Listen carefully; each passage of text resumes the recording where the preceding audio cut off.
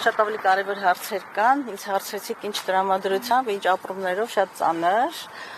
գիտակցումով, թե ինչ դժվար ժամանակներ են մեզ սպասում, գիտակցումով, որ խորհրդարանական ընտրությունները լեգիտիմության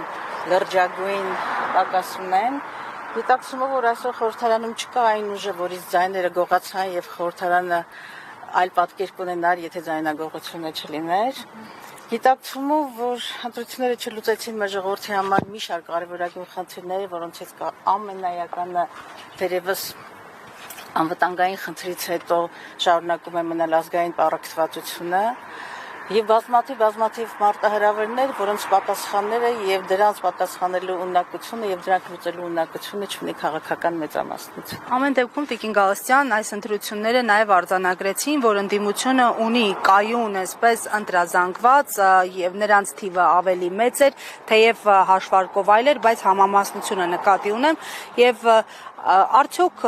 մանդատագողությունը, ձայնագողությունը կփրկի իրավիճակը իշխանության համար, հաշվի առնելով այն աշխարհաքաղաքական, քաղաքական, տնտեսական, սոցիալական խնդիրները, որ այսօր առկա են։ Ես կարծում հենց այդ հարցերի պատասխանն էի տալիս, ասելով, որ այս ընտրությունները իսկապես Հայաստանի թե ներքաղաքական, թե աշխարհաքաղաքական մարտահրավերների լուծում չի տալիս գոնե թվային պատկերով, իսկ այն, որ Հայաստանում մոտավորապես այս ձայնագողության ամբողջ համատեքստը իմանալով հանդերձ փաստացի 800,000 ձայնի տարբերություն կա, չէ՞, մեր հավաքական ընդդիմության եւ քաղաքական մեծամասնության միջեւ եւ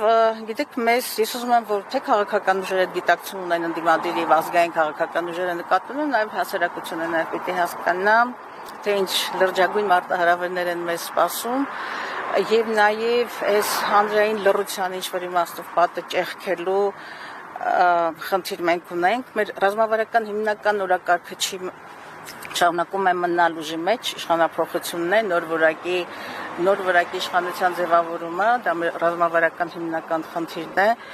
եւ գիտեք իմ բոլոր ակնկալիքները նախ եւ առաջ կապված են մեր քաղաքական ուժի հետ կապված են սպասումները եւ այլն մեր մոտեցումներով են պայմանավորված եւ բնականաբար շատ են կարեւորում հանրության հետ երկխոսությունը